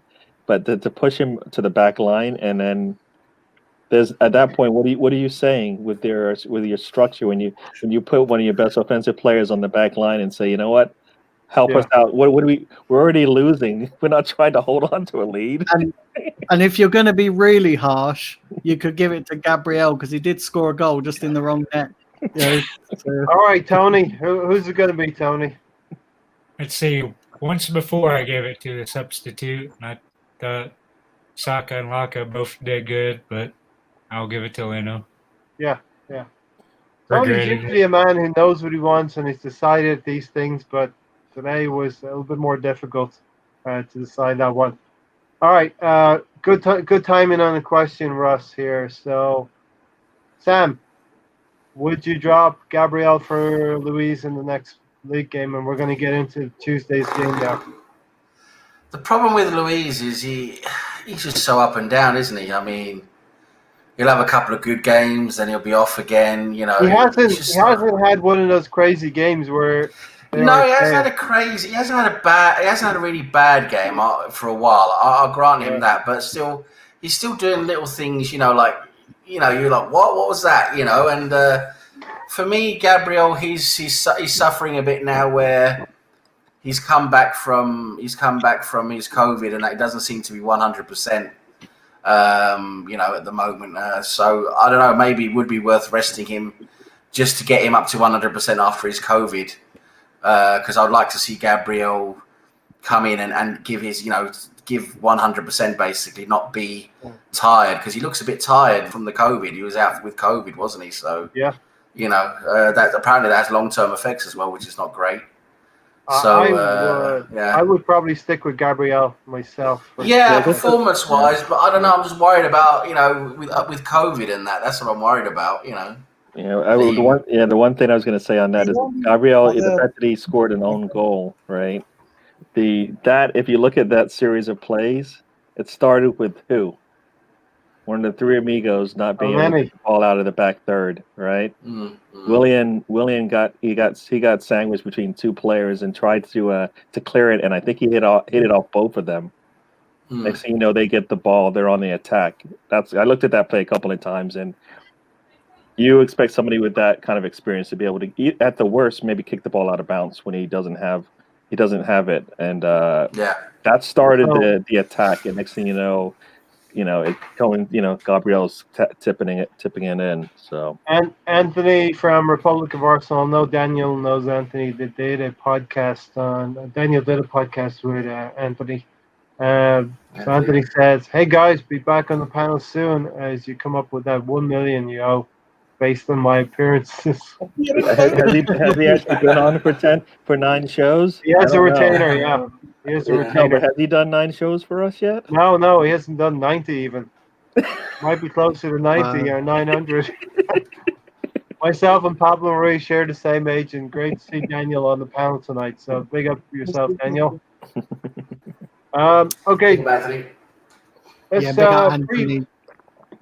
preview the Daniel. Start off. I know we touched it a little bit here. Tuesday night. What do you want to see, and what kind of lineup roughly are you looking for Tuesday's game? First choice players, as it were. So, first thing I want to see is more effort, which is what we didn't see on yesterday. I want to see more effort. I want to see what we've seen over the last 5 or 6 games, in the league. I want to see that going into this game, because it's vital now that we start picking up points. Even if it's just a scrappy 1-0, it's vital that we just get the 3 points. In terms of the lineup, I'd like to see Party come back in to the starting lineup. Smith Rowe come back into the starting lineup. I want to see Saka from the start and Lacazette. The back line pretty much sorts itself. So he's obviously going to go with Bellerin. He's probably going to go with Holding and Louise, and then Tierney. So that kind of is pretty much self-explanatory, because I don't think Pablo Mari's fit again. I think he's still injured. If Pablo Mari was fit, I'll probably bring him in, because he's played so well over the games that he's played. Yeah. But yeah, that's in terms of the lineup. But I just want to see, a better performance, and I want to. If we had to despite what people think about the FA Cup and whether we sacrificed it and the rights and wrongs of whether we should have or not, I want to see a reaction. I want to see a reaction from this team. I want to see us to go there and get 3 points, and go into that game against Man United with a bit more confidence than if we were to go into that game against Man United off the back of this FA Cup defeat. So hopefully we can go there. Hopefully we can get the 3 points, and hopefully we can kick on up that table, because we need to try and make it going a bit. Yeah, we do. We need to keep the momentum going. We need to keep it going in the league. We've got it in the league, and we need to put a little bit of a run together. And it's hard to know whether we're capable of that, because we are so inconsistent. But we need to keep that run going. We need to climb up that table and try and close the gap as much as possible. Whether whether we all on the panel think it's going to happen, whether we do or we don't. Listen, you can only beat what's in front of you, and we've been doing that so far. But we've got tougher tests to come over the next 4 or 5 games, and it's going to be test of metal to see where we are after that. But exactly. just Daniel, we did a segment. We did a segment in one of the podcasts asking, can we beat Fulham? Can we beat Sheffield United? And we progressively went up the table. We started to falter around 10th, 9th, 8th position. Can we beat a Southampton? Can we beat at Aston Villa? Can we beat at Chelsea? You know what I mean? So we'll see what happens. Tony, I'm going to go to you next, and you can pick apart my lineup here. This is the lineup that I would probably pick for Tuesday. Bern Leno, Hector Bellerin, Holding, Gabriel, Tierney, Partey, Xhaka, Emile Smith-Rowe, Saka, Martinelli, and Lacazette up front. I'll go with your back four. I would change Ceballos for Xhaka since he was rested and didn't play. Not a fan of the X. Well, Xhaka never gets a rest, does he? When are you going to fucking rest him? So yeah, Sam, I think Sam, do you not like him or something? I'm feeling this kind of like. Needs a rest player. He never gets a rest. So Xhaka has the ride the horse until he dies. Sam, what do you think of my lineup, Sam? Let me see. Yeah, Xhaka, no. Yeah, rest looks okay. Rest okay. Am I here? I would maybe drop Bellerin for Cedric, Holding for Louise. Yeah. As you guys do know, my thoughts on Bellerin and Rob Holding not being good enough for our beloved club, the Arsenal. Otherwise than that, the lineup is looking nice. Okay. Very nice. Look at it Very nice. nice. That's the South African saying, right? Look at it nice. No, I just. It sounded more right. Yes, I said I'm more right. Yeah. Very nice. Sexy time, Kazakhstan. Hopefully, sexy time on Tuesday. Sorry, what are you looking to see on Tuesday? Effort, of course. 3 points, definitely, possibly. It's away from home. To step up in level this month from teams we're It's playing. a tough game. I'll tell you that. We hold them to 0 goals in the last one, with, like I said, with our B team. So we can put a better performance in. We should be able to get the points, right? Worst case, we should be getting a draw, but we should be able to get the point. All 3 points on Tuesday. I mean, I'm almost tempted, since why not just go full board and get Cedric in there and get Ceballos in there, right? Yeah. Like you said, the center backs. I think we have, since we've got 4, or I guess 3 now, or 4 is Marie's out, right? So we've got 3 now. We can't go wrong with either one of those. Any one of those combinations. So I think we're fine there. But I'd like to see Cedric playing with our strong 11, just to see how that works out, right? So that might be good. And Ceballos, I think also it'd be nice to see how that combination works. We've seen the Xhaka combination, and it going forward, it's always an issue, right? If it's not Partey, it's Xhaka going the other way. So maybe Ceballos also, he likes to go forward as well. So it might be nice to see that if he's healthy. Anthony said, here, I see you have got a new light bulb since my last appearance. That where my appearance fee is. That where the appearance fee is gone? So you change from blue lights to white lights. Blue light is special. Tuesday, you might get to see the blue light come out onto a green screen or something along those lines. Yeah. Daniel, I just want to dip back in. At the start of the podcast, you told us about your Arsenal story. About what year did you start supporting Arsenal? So I was about 5 years old when I was sort of first not really properly supporting them, because you can never at that age. You know what I mean? I was more interested in other things. Mm-hmm. But I first got introduced at 5. I used to go around to my uncle's house, watch the game. Didn't really understand football at that time. I don't think anybody really does at 5 years old, do they? No. But then sort of from then on, it just grew really. Just certainly the the teams with the Invincibles was sort of when I really properly started supporting them. Right. And before that, So yeah, around that time, really. 2003, 2004. Yeah, so around that time when I got to an age, because I'm a sort of late comer to football in terms of back then I was sort of interested in it, but I was more interested in other things at the time, and then sort of spending more time with my uncle. That's where my love of Arsenal grew. Yep. All right, so good stuff.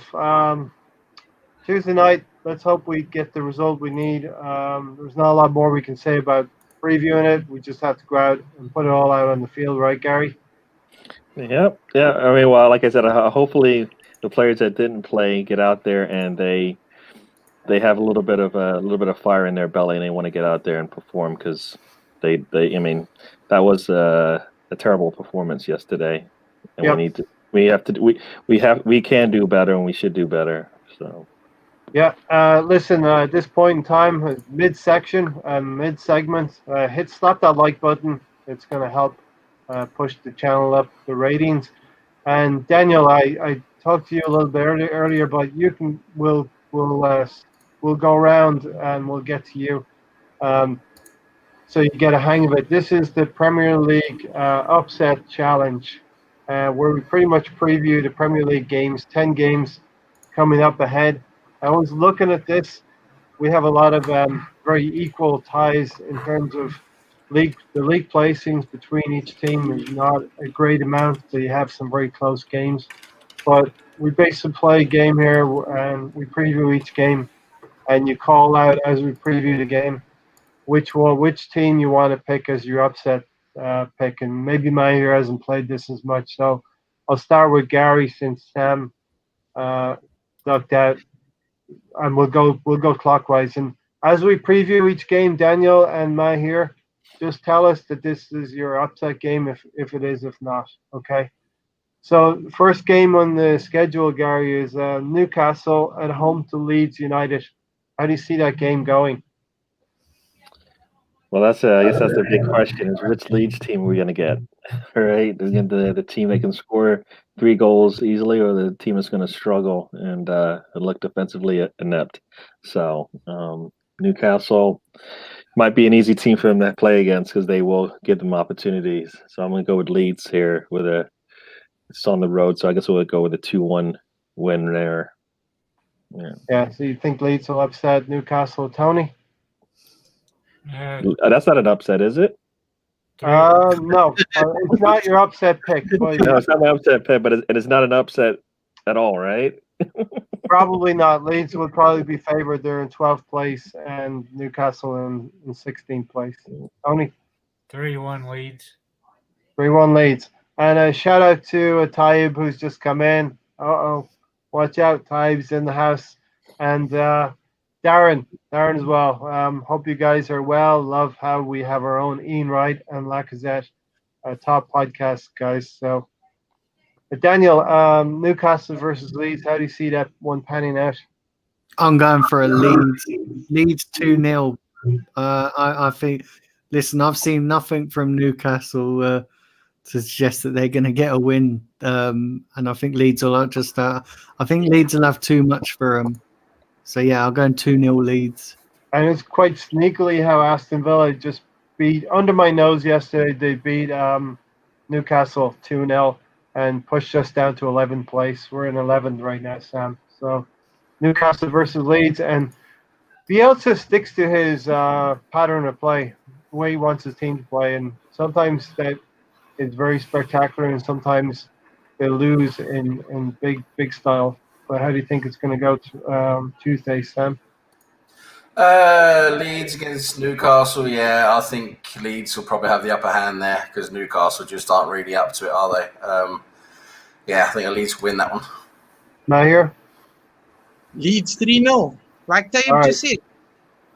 I will kick off the next one. Palace are at home to West Ham. I am picking this one as my upset game. I think Crystal Palace will beat West Ham at home. Looking at a lot of the other fixtures, I don't see too many upsets in terms of the lower place team beating the higher or drawing against the higher place team. Zaha, and playing is probably going to have a good day on Tuesday. So, Daniel, what do you think? I'm going for a Palace 2-1 win. Yeah, I'm going for a Palace 2-1 win. I think Palace. I think West Ham will score, but I think Palace will win. And West Ham have surprised me this season. They've done really, really well. We talked to Charlie earlier in the season, and we were pretty much talking in the second game of the season that, you guys are going to be down fighting for 15th, 16th place. Well, that was Arsenal only a few weeks ago, Sam. Exactly. Yeah. It's changed a lot. This league is funny the way you get 2 or 3 results together, you can spring up the league. Yep, true. Palace versus West Ham. Me, I think a draw really in that game. I think it's set up for a draw because West Ham are doing well, even though Palace, is still a solid team with Hodgson as the manager and everything. But West Ham are doing well. They're a solid team. Souček, Bowen, they're a good unit. So I can see a draw there. Mahir? 2-0 to Crystal Palace. You heard it here first, 2-0. And that's not your upset pick, right? No. Did you pick an upset pick? I have an upset pick, but it's not Crystal Palace. All right, Gary? Yeah. I was looking at that. I thought maybe it would be. No, I'm gonna go with a 1-1 draw on that. So, yeah. And Tony? I'm going to give Sam's favorite scoreline 2-2. 2-2 draw. All right, Tony, you get to kick off Southampton versus Arsenal, right? We're going to win that one, no problem. 3-1 Arsenal. Wow. The goals are flowing back, Daniel. 3-1 Arsenal.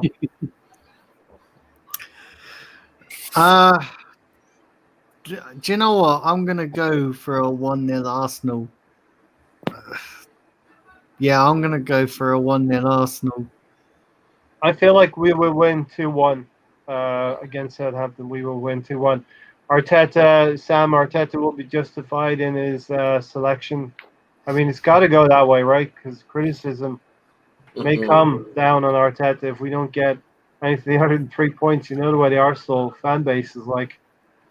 Yeah, we need to see the lineup. We need to see who he picks and everything. But yeah, I mean, with the right lineup, with all our best players playing, then yeah, we should win the game. I think we should be, we should have enough in us to beat Southampton. I'm thinking 2-1, the same as you, 2-1 Arsenal victory. Right here.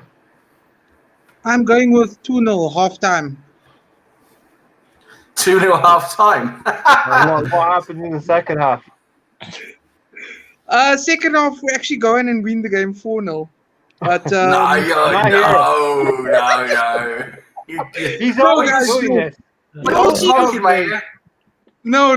Well, I just had to think now. I don't know if there was anything inside. You sure there's that wacky backy in there? Wacky backy. Gary. I'm going with Tony's prediction, 3-1 to us. Okay. Gary, my hero always does this. He's like, if we don't win by nothing less than 3 goals, I'm done with this team. Yeah,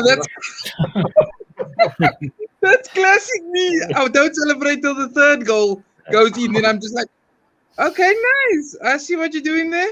Gary says he always wants more, but I feel like Mahir always wants 50% more again. No, I mean, I think if they're going to score on us with a better defensive structure, then I think that's a step back for us. So I don't think they're going to score on us, especially if we strengthen our lineup. So I'm going to go with 3-0. Ooh, all right. So 3 goals, but we're going to get them all. All right, Gary. As is customary, you start off with West Brom versus City. Yeah, I think City is on a roll. I know they do have an injury. Is that right? Somebody is out for them, or is it somebody else? I thought. Oh, De Bruyne is out, right? He's out for this game. Yeah, De Bruyne is out for 6 weeks. I saw Liverpool fans celebrating that. Yes, I did see that. Yeah. So I have a feeling that like we saw with Liverpool, I don't know if that's going to affect them in this game. Maybe as the season progresses, more games into it. But I think they'll have some. West Brom doesn't probably shouldn't put up that much of an issue for them. So I can see Manchester City winning this one. I'm going to go to 2-0. Yeah, West Brom are going to have a tricky time trying to get out of trouble, and I think Manchester City will hold the ball. It's second versus 19. They will win quite easily, I would say. Tony? 4-1. 4-1 to City. Daniel? I'm going to go with 4-0 to Man City. Yeah. I think they'll win this comfortably. Even with De Bruyne being out, I think they've still got enough to win this comfortably. Yeah. And West Brom, they'll offer no threat going forward. And, I think it will be a comfortable evening for Man City. Yeah, we put 4 goals on City, so we put 4 goals on West Brom. So City should do something similar.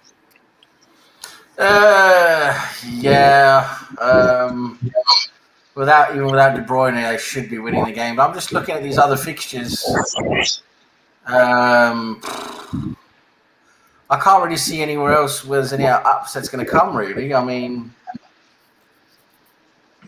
so I'm thinking if I've got to pick an upset, this might be it. I'm thinking West Brom might be able to get a point if City are having an off day. All right, so you're hanging your hat on that's your. I'm hanging my hat on West Brom getting a point from City. They gave up 43 goals on this season. Well, they've had some decent games as well. Yeah, but and City do have blips. If Sam gets a result, it's second versus 19, so there's 17 points on offer in the scoring if they win, and 8.5 for the draw. That's just their scoring system, Daniel. I just can't see any other upsets, to be honest. I mean, I couldn't see it with Palace. I can't really see anywhere else. Burnley and Villa was the other one that maybe Gary's got. I don't know. Mahir, Manchester City versus West Brom. Body bag, 4-zip. Cricket score. Body bag. All right, let's move on. Body bag to... is Mahir, you start off with Chelsea at home to Wolverhampton Wanderers. Wolves have struggled this season. They're trying to develop a young striker in Silva. Obviously, Raul Jimenez has been out as well, so they've not had good results. Chelsea, they've got to be another bad result away from Frank Lampard, getting the sack, right? Who's supposed to be talking? You, Mahir. Yeah, sorry. Surely, Lampard, I mean, a lot of people who are Chelsea supporters, Charles Scheidt, are calling for Lampard because a lot's been invested. I mean, I would be angry as an Arsenal supporter if we had Hakim Ziyech, Kai Havertz, Timo Werner, and Langley's been so badly, even 1-0 to the bottom side. So here's my shock. I'm going with Wolves 3, Chelsea 0. Okay. Mahir has picked Wolves as his upset. Gary? I think Chelsea's going to be able to come out of their little issues, but I believe it's going to be a 2-2 game. So I have a feeling like they're going to be able to score, but they won't be able to defend. So I have a feeling it's going to go back and forth and 2-2. It doesn't fit with the Wolverhampton structure, but I think Mahir and Gary would have poor old Frank Lampard sacked by Thursday morning. No, we want to keep him there. We want to keep him at his job. 2-2 keeps him there, I think. 2-2 keeps him there. I think at the end of the podcast, just toward the end of this, we'll talk pretty briefly about how the clubs have approached these debutant managers in Ole, Frank, and Arteta. And are we on the correct path, which I actually believe we might be, in staying stable with Arteta. Tony, Chelsea versus Wolves. I think we'll see a repeat of the last score. Wolves 2, Chelsea 1. I actually think Chelsea will probably win that game and beat Wolves. Daniel? This is the game I was going to pick for my upset. I actually think Wolves will win 2-1. All right. I think Chelsea are going through a pretty similar blip to what we did, and I think it's going to last a little bit longer. I don't think it's going to come out. They're going to come out of it anytime Do you soon. think, Daniel? Do you think Lampard will get to the end of the season as manager of Chelsea? I'm not entirely sure, but I think I pick him as my next manager to go. If there is a manager to go, I pick him next. Yeah. He's definitely on the ropes. He's definitely, and the thing is, with all the money that they've spent, you're gonna start asking questions, because it's not like they've got a crap side, is it, Chelsea? Let's be honest, they've got decent players, and if you're not making them tick, then it must be down to your managerial problems. And I like to pick on Matt here because he's the youngest of the crew, and the youngest ones usually want to spend the most amount of money and splash the cash, right, Matt? Exactly, man. I mean, I wanted. We had an opportunity to, I think it was get Kai Havertz, if I'm not mistaken. I wanted, it was Hakim Ziyech, if I'm not mistaken, also. But, how's that looking now? How's that looking? And I saw Timo Werner, Timo Werner, missed the penalty today. He went. Finding full Pepe.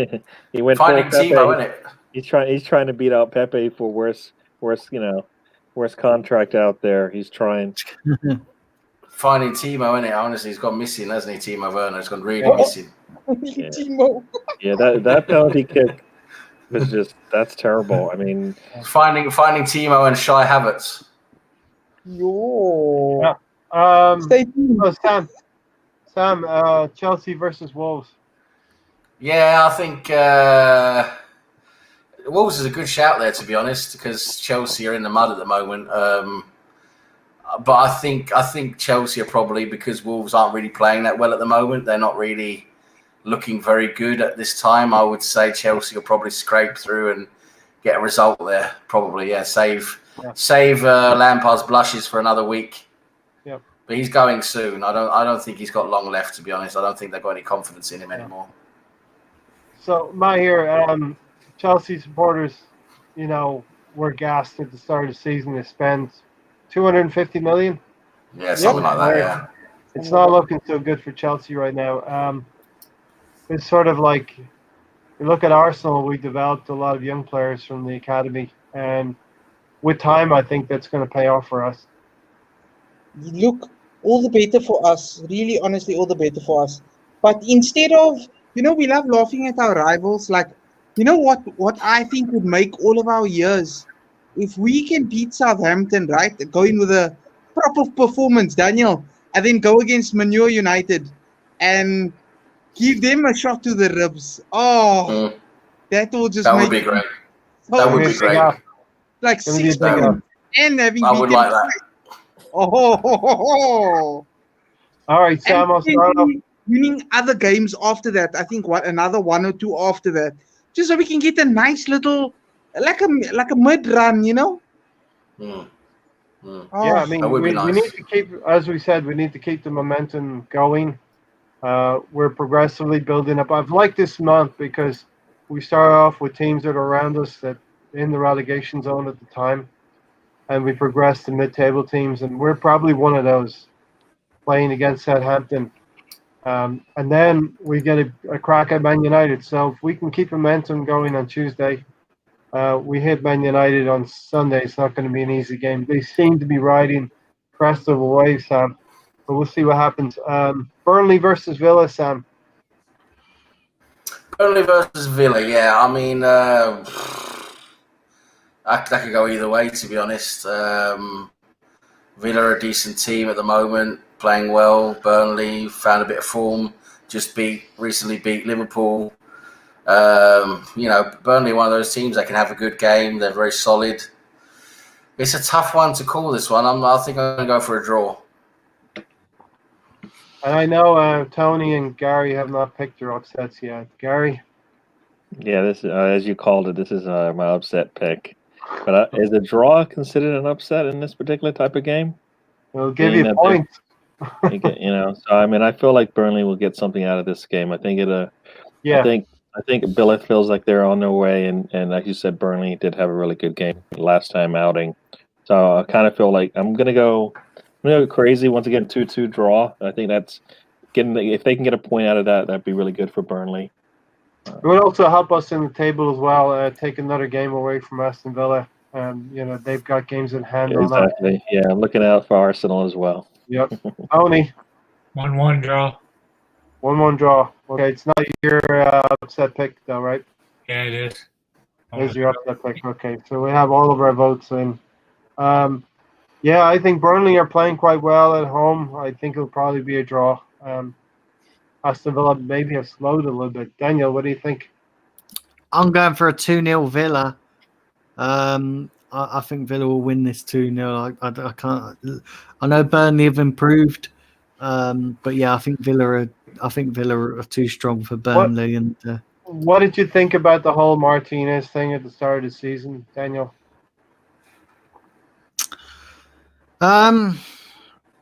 Did you did you favor him as the Arsenal goalkeeper at the start of the season? I would have liked to, if you want. I would have liked to have kept him. I would have liked to have kept him, but he obviously wanted to play first team football, and he was never going to be guaranteed that because of Bert Leno. In my opinion, he done quite a lot. He warranted first team football, but listen, Arteta was never going to pick him, and I think it was just a case of we didn't really have any choice, and the fee could have been higher for him. We could have got more than 20 mil for him, but it's a bit of a sad one with Martinez. I think it's going to go down as one of Arteta's mistakes that he's made. Yeah. I kind of think that even if we were going to sell him, if we just held on to him past the the deadline date and maybe let him go during January, we may have got that extra money because teams would have been maybe a little desperate for it. Yeah. And I don't. I think if you remember at the time, Bert Leno wasn't performing that well, so there was justification for Martinez staying and pushing for that first team spot. And certainly while Leno was injured, he'd done enough in my opinion.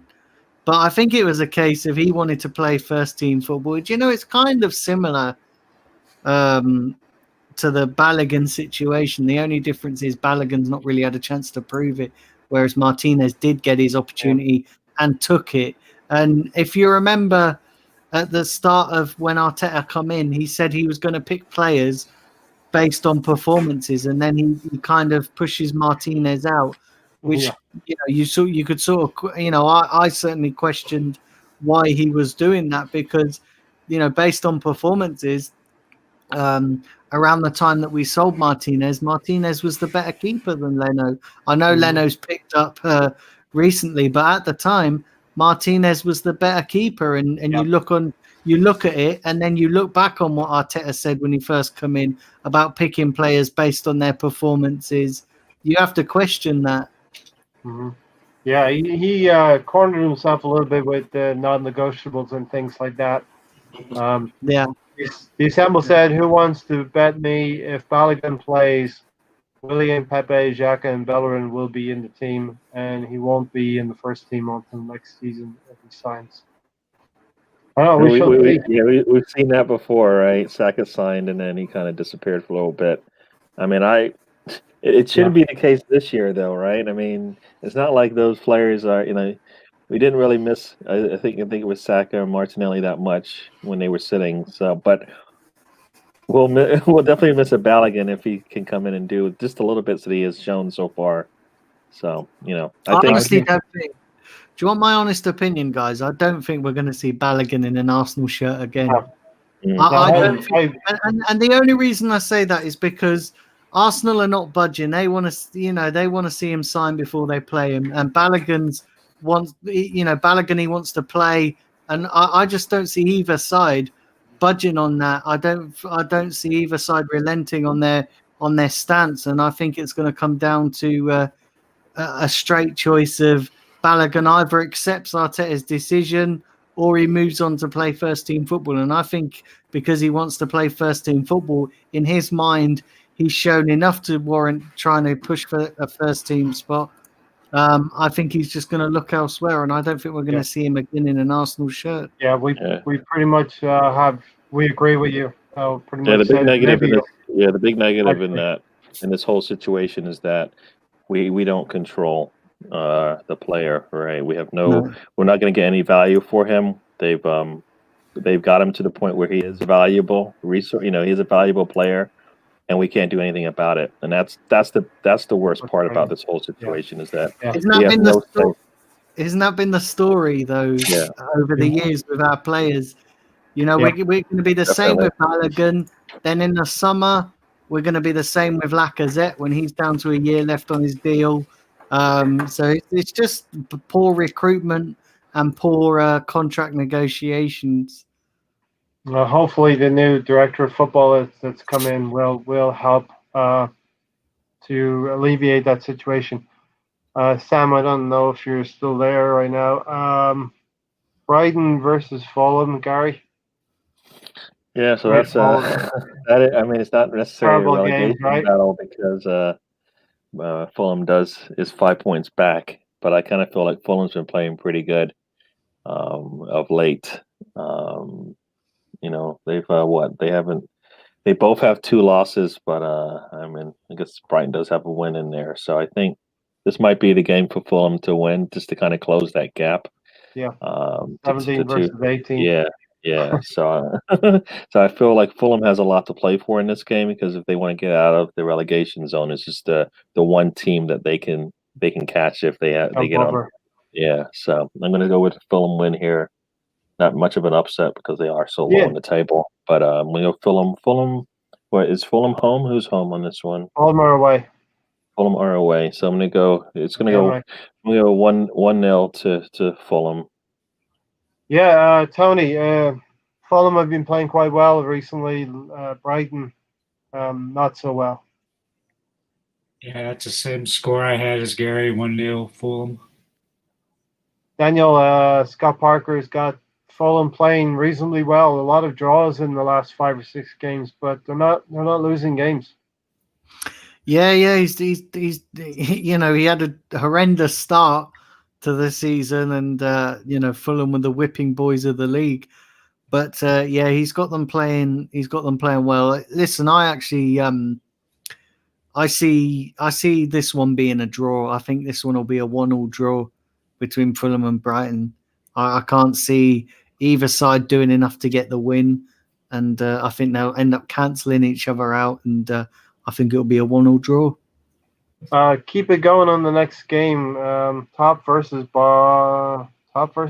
Yeah, Manchester United should be top of the table. Yeah, they are against Sheffield United. Looks like a straightforward win, right? And they're going to go to the Emirates in good heart. Yeah. I think United have got I think United are on a good run. They could be a dark horse and maybe win the league. Who knows? But they're certainly on a good run of games at the moment. And listen, Sheffield are just poor, aren't they? Absolutely poor. So yeah, I think is that the way? Sorry, Daniel. Is that the way we want to do it? Like Manchester United, we want them to go to the Emirates with momentum, so that we have a real challenge. If we hopefully can beat Southampton, then we can pit our wits against the best team in the league right now. Do you know what? I'm not so sure. I think either way, regardless of the Arsenal-Man United game, I think whoever wins and whoever goes into it, I think we're still going to have a challenge on our hands, just because Man United have hit some form and they're in a good run of form. You could probably say that maybe we are in the league take out the FA Cup. Yeah. Different competition, but in the league, we've won our last 5-6 games. Yeah, 13 out of 15 points. Just that one draw with Crystal Palace. So we're on a good run of form. So maybe it will be an interesting game because we will go into the only thing that goes against us is our home record has been absolutely poor this season, absolutely abysmal. So United are going to come and they're going to they're probably going to want revenge as well because we beat them at Old Trafford. And if you remember rightly, Man United's form at the time wasn't great at home. Their form's been a bit patchy at home as well. Maybe it's picked up. It's certainly picked up over the last couple of months of the season. But at the time we beat them, it wasn't that great. Remember, they'd just come off the back of that horrendous defeat to Spurs. So they were. Their form wasn't great, but I think it's going to be an interesting game, and I think it's going to be a very. I think it's going to be very challenging because United have hit some form. Yeah, Sam. Really, really looking forward to the United game on Sunday, and irrespective of what they do against Sheffield United, odds are they're going to beat Sheffield United. But as Daniel said, our home form has been terrible pre-Christmas, but we really can't take that into account because we have transformed our team by just adding one or two pieces into the creative area, namely Emile Smith-Rowe, and maybe Martinelli coming back from injury as well, has given us that boost, and Partey. So we really don't know what our true form is like at home. Dour results against Leicester, Aston Villa, and Burnley, especially at home pre-Christmas.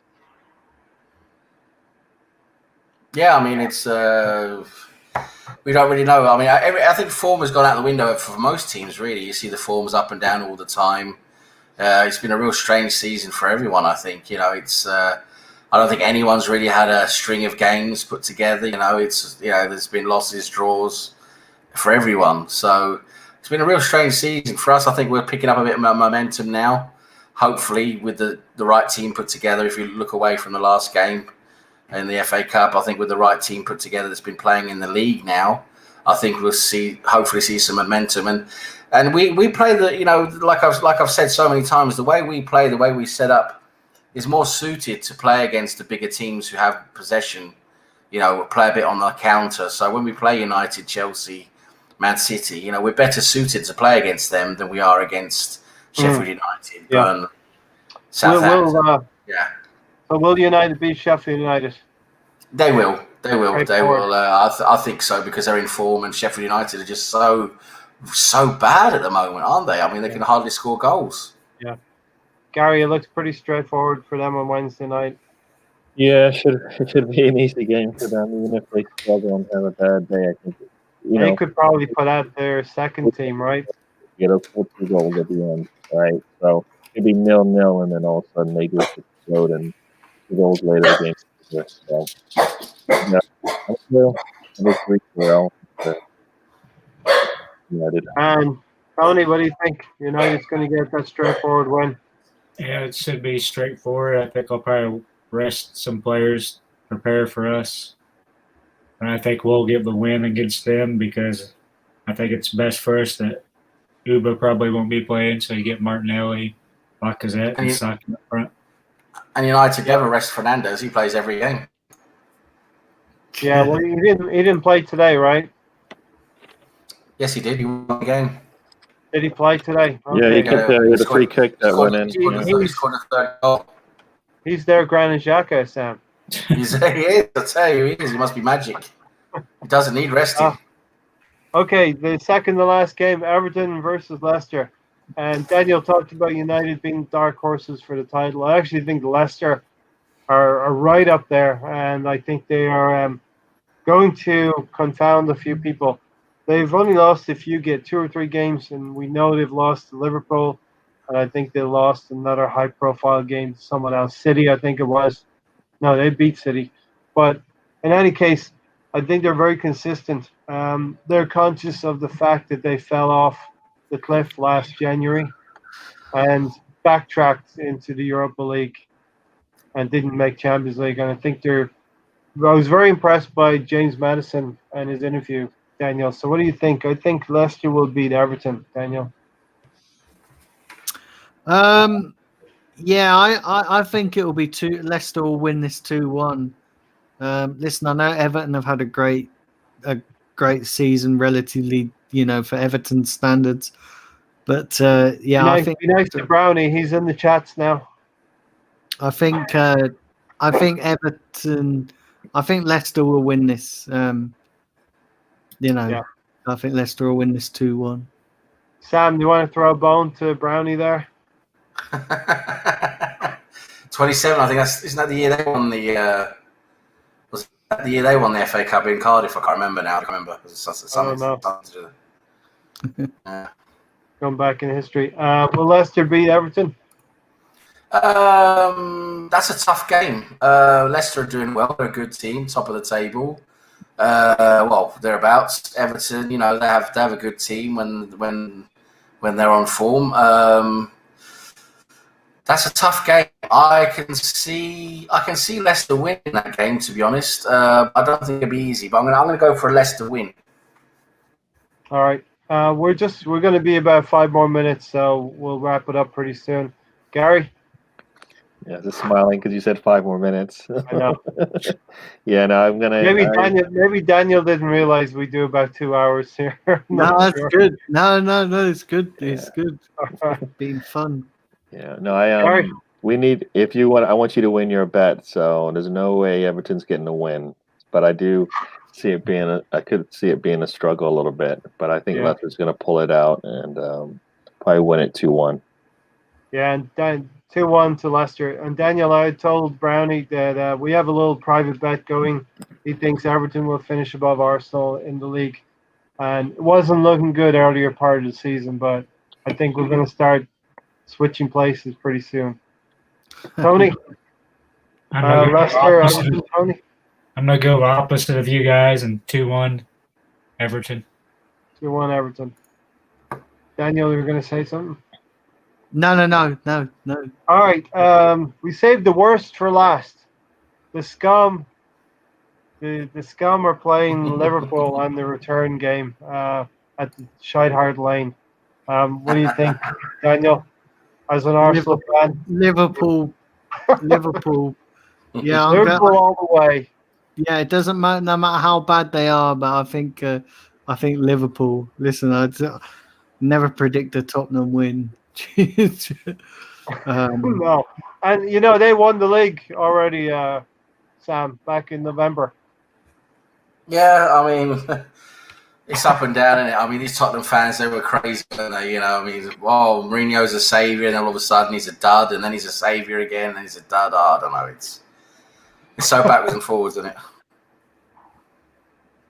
But for me, yeah, I mean, right? I think Spurs. I think Spurs will win. To be honest, I think Liverpool I think Liverpool have problems at the moment with their lineup. They're not playing well.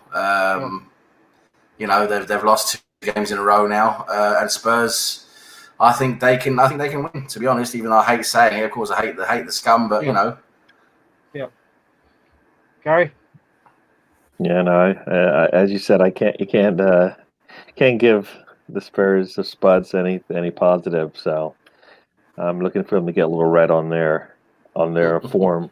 So Spurs will go down. Because if they don't, then they're going to have no red on their form in the last 5. So I want them to keep that at least 1 red there. So I'm going to go with Liverpool. I think we'll squeak it out 2-1. Yeah, Tottenham on 33 points. We're on 27. We win. They don't win. We're 3 points off of Tottenham. Tony? I think it'd be 2-1 Tottenham.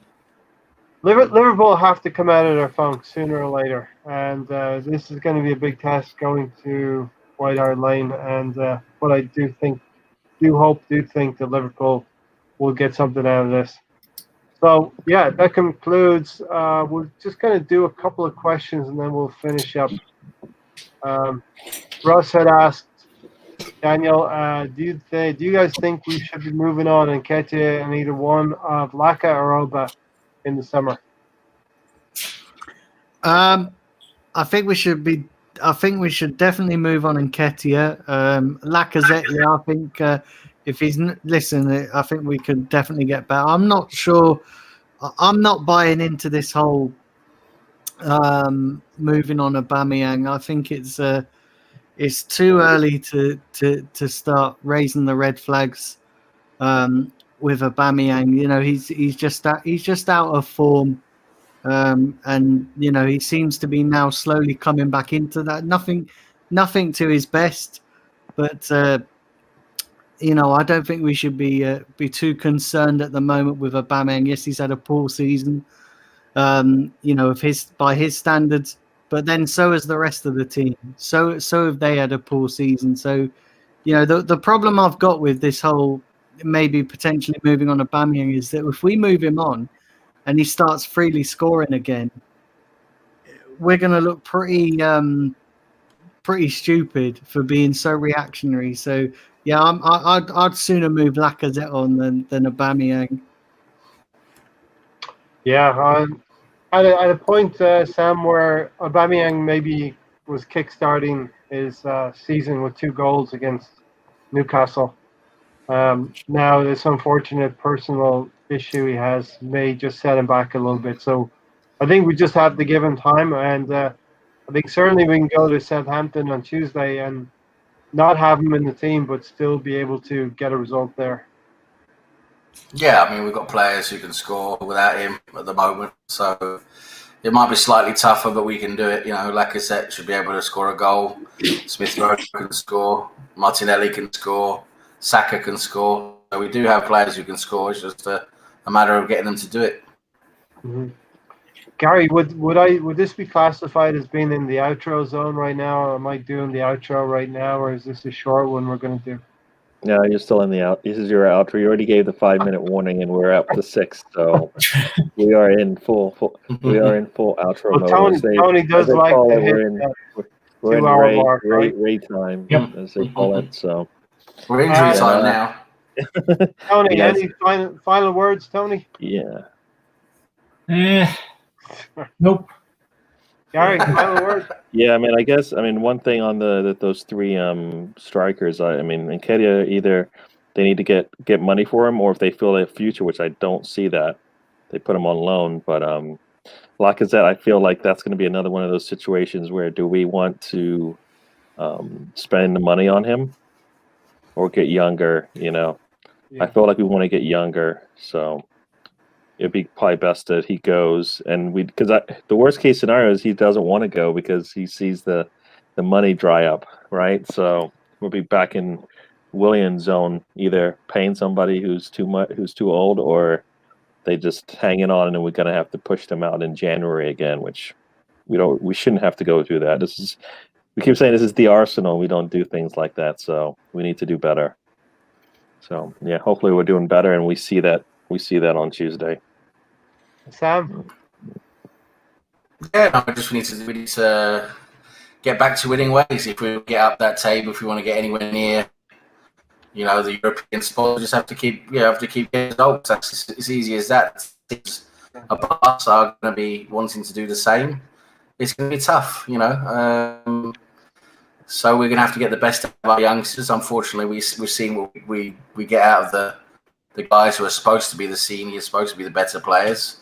Unfortunately, they're not. They are the worst players, and doing terribly. So we're going to have to rely on the youngsters. It's as simple as that. But you know, I think we can do it. I think we can win. We can win on Tuesday, and we need to get. I think we can beat United as well. We just need to get some games going now. Yeah, that's going to be a really good game next weekend. So listen, great podcast, and Daniel. Final word, Daniel. I want to thank you for joining us today as well.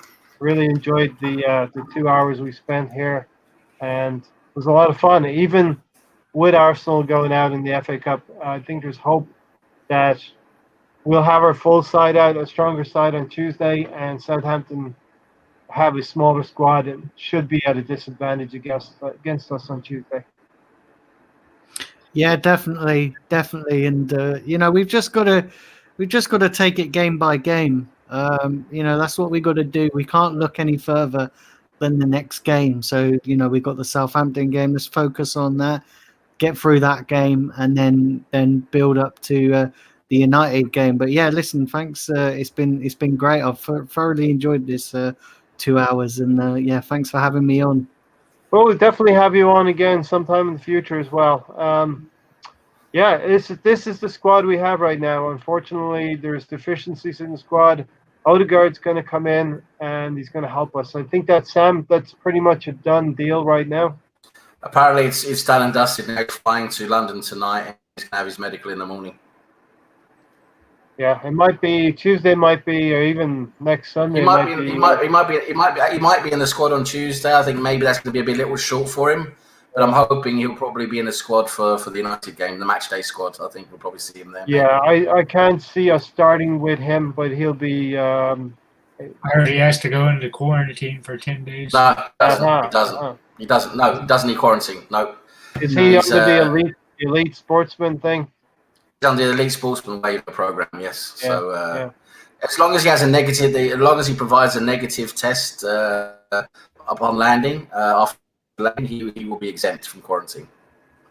Okay, I think we'll leave it here. Thanks, Tony, Gary, Sam. Yeah, thank you, Daniel, for joining us. Once again, Daniel. Ray, Sam, Tony. Big up yourself. Yeah. Let's go get those 3 points on Tuesday. You've been watching Arsenal Fan Circle, and thanks for watching. Everybody, slap a like, subscribe. You know what to do. And we'll see you on the next one. Take care.